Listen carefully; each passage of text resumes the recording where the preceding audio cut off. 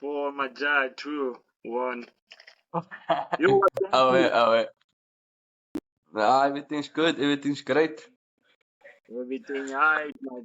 Everything right, man. Thankful to the man above, bro, for bringing us together once again, bro. First thing, most 100%. importantly, I like when I start the show. Sorry for that. I'm just picking up this lid. Is we gotta thank Yeah, the higher power for the mere fact that we woke up, we were chosen. We shouldn't forget about that, bro. Regardless what's happening in life, man. And I had a very enlightening 100%. conversation today just to start this one off. Welcome, maniacs, to yet another episode of Motivational Maniac. I have my good brother and friend, Mr. Keenan Forbes. Thank you for taking the time to pull through, my G. Well, we're gonna start this one No off on a stress. grateful note, bro. It's gonna be my birthday very soon. We're recording this. What's the Oh, shit. date Okay. today? To be the 12th of February. Yeah, I'm turning 29 on the 17th of February, bro. And Okay. I'm grateful for this thing called life. Bro, I ain't growing younger, I'm growing older right now. My baby turned 4 years old, bro.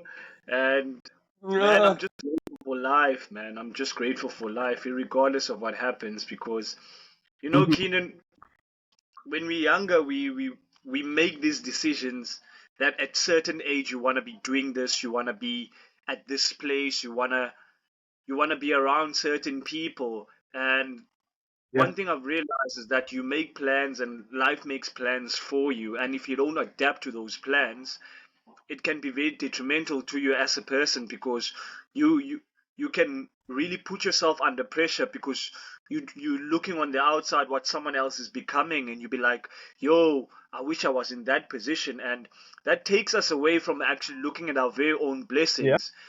I had this idea when I finished my trick, bro, that the good results are going to get me into that varsity. I got into varsity, but the mere reality that I had to face was the fact that back home we didn't have anything to eat.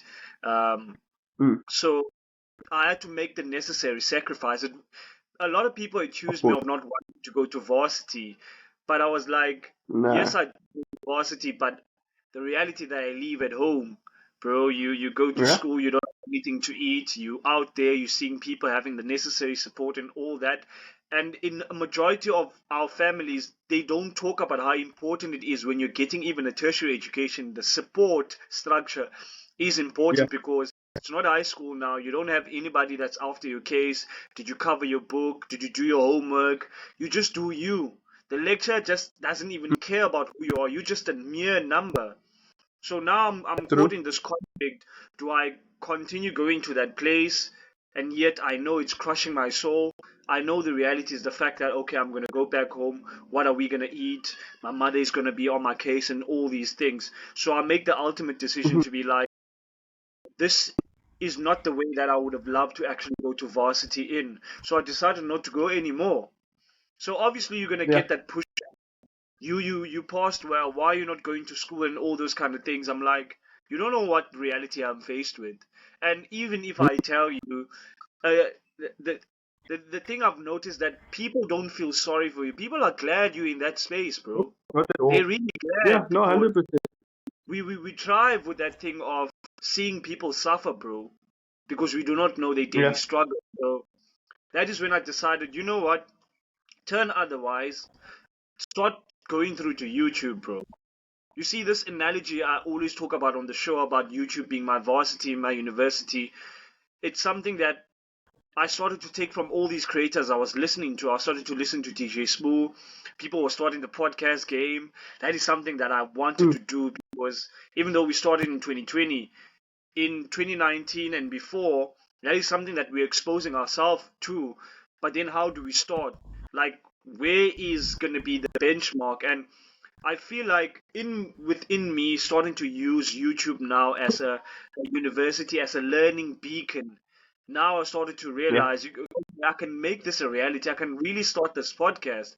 How can I start it with the phone? And bro, irregardless of whatever happened, I put the blame on me. Keenan, whatever is happening in your Mhm. life that you are not happy about, you do have the power to change. So I started to dwell on the power of change instead of why is this person not doing A, B, and C for me? Yeah, Because we have this entitlementship. I'm like, I'm 18 years old, bro. I'm old enough. I can make 100%. this work for myself, bro. So that is self accountability. I want people to take that Yes, from me, not to do what I did, because it's very tough. It's not easy, you leaving varsity and having to face the reality of of like, course. okay, how am I run? Because a year later, I start getting my first call center job. A year later, I start to earn income. So things became Mm, different. It was something new for my family to have a yes, form of income. But obviously, adaptation, because now they have to struggle with the fact that, okay, he's working now. What is he to do for us? Everyone yes, basically were like, there's nothing we can do. And the reality of it, we can't rely on social grants, man. That numbs nope, down the brain. And people don't realize how it's creating a bunch of lazy people, bro. The social welfare yeah, system that is in our country is creating a bunch of lazy people. And the mere fact that 40% of our population is on welfare, yeah, to me, you don't understand how that is programming us to become lazy and not look out for solutions. And yet, there is something that we can do. We live in a digital world, and I don't want to be the yeah, guy that will come with excuses because I'm like, bro, if I can do it without nothing, it means that you can do it. It's all about making the decision. So I want us to first of all make a decision that where I am right now is not going to be the end. It's not my true reality. There is something that I can do about it. There are people that I yes, can look out to, reach out, get the necessary support from them, and actually make this a reality. But then the blame should be on you first. You go and seek out those tools. So YouTube was there. I made sure that in everything that I do, I learn. You must learn, learn, learn because life is always going to deliver you lessons, bro. 100%, 100%. But like, you have to learn from your mistakes. If you don't, bro, then like, what's the use? You're gonna be in the same cycle continuously. Yeah, I Of messed course. up. I can't do this. I can't do that. It's always gonna be I can't, I can't, I can't. Instead of finding out yourself, can you really, or are you just telling that to yourself? With that mentality. I mean, a lot of us have been there. You know, we have been lazy. We have been not putting in the time, the effort, in everything like that. So, um, that I mean, that's the sad reality that we're currently facing. I even saw that how everyone was going on about Donald Trump pulling out grants and funds to South Africa. I mean, that should Yeah, be an eye opener for all of us. Meaning, like, look, of course. we've been living on other Self-reliance, foreign bro. countries, all of that. Yeah, it's about time we get our ass up and build our own country. I mean, we are getting slowly there by Mm, keeping our resources to ourselves. We've chased the French out. We're getting there slowly but surely. But it's about time that we open our eyes. Especially our government, it needs a fresh clean out. mm, Um, Unfortunately, I don't know when it's going to happen, but it needs to happen. If it's going to have to be a civil war of a civil cleanse out where we need to self protest, and because I mean, we are the people, we are the society, we have majority of says or votes or anything like that. So, yet with us voting, it's still rigged. So, what's really going on behind the curtains that we're unaware of, that we're not made aware of? We just see, okay, poof, they won. How do we know that polls are accurate? How do we know yes. anything, anybody's not forging it or anything Democracy like that?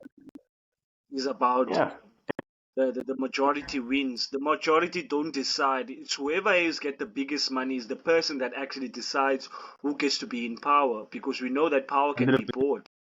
And with all these Yep. European systems that currently exist in our own land, because I always emphasize this thing, Keenan, that the white man did not come to from Europe to Africa with the land on his back. Uh-uh.